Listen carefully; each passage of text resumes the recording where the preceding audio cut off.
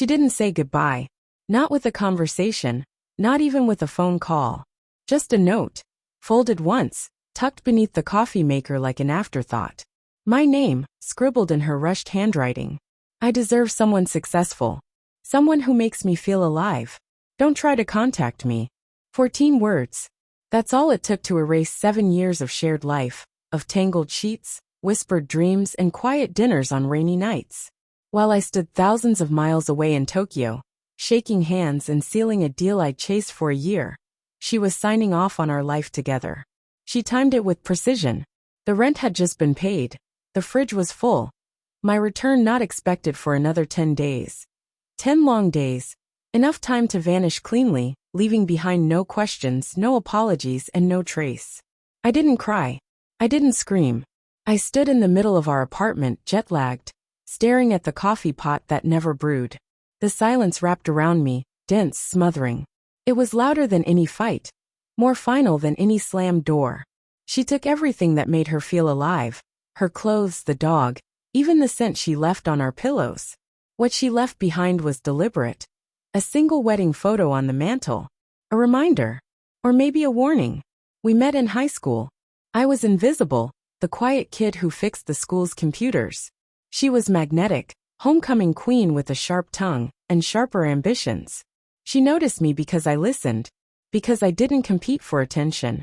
She once told me that made her feel safe. I mistook that for love. We married young. I juggled 3 jobs while she rolled her eyes at my talk of startups and scalable code. She wanted yachts, champagne, rooftop parties. I dreamed of a garage, a laptop, and peace. We spoke different languages, and I didn't understand that until she was already gone. Looking back, the signs were always there. I just convinced myself they were symptoms of stress or the grind of life. The second phone she claimed was for work, the new gym membership, the sudden late-night laughter over text messages she never explained. I remember the night before my Tokyo trip. She slipped into bed late, fresh from a shower, glowing. Her phone buzzed twice.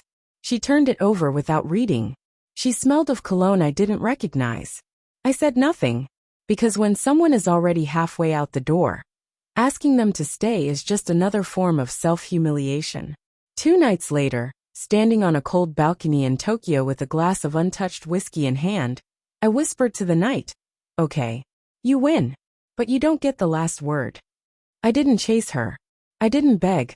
I didn't ask for a why. Instead, I vanished into my work. I let the silence grow roots inside me. Every memory of betrayal became kindling. I used the pain as fuel, not fury. Revenge didn't look like rage.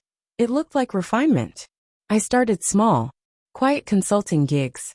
Back-end systems for e-commerce businesses no one noticed. 6 months later, I launched my first SaaS product, clean, lean, scalable, and quietly profitable.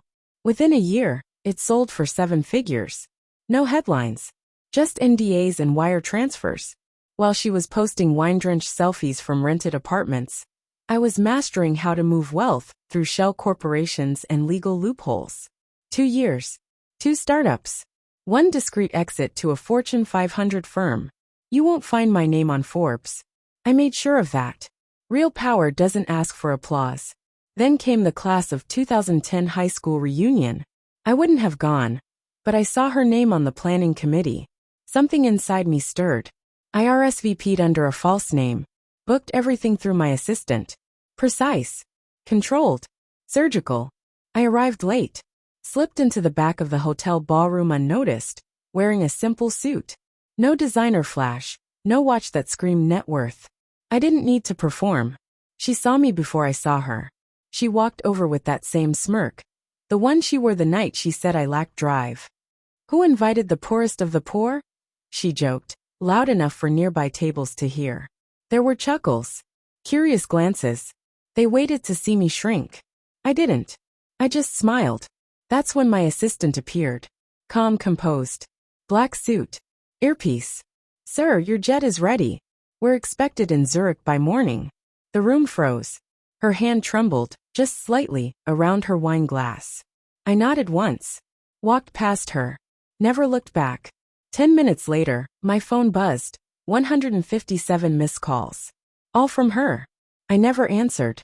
Not that night. Not ever. But a week later, she saw the headline. Silent software magnate acquires failing fashion brand. Names new CEO. She didn't recognize the holding company that bought her brand. But it was mine. She was ousted before her morning latte had even cooled. She posted a video online, crying, blaming corporate sabotage. I never said a word. I didn't need to. They say revenge is best served cold. They're wrong. Revenge is best served quietly, in a tailored suit, with a calm voice and a smile that says, I remember everything. She left me for someone more successful. Now she spends her days scrolling through a life that could have been hers. And me? I sleep like a man who didn't just survive the storm. I built a kingdom from it.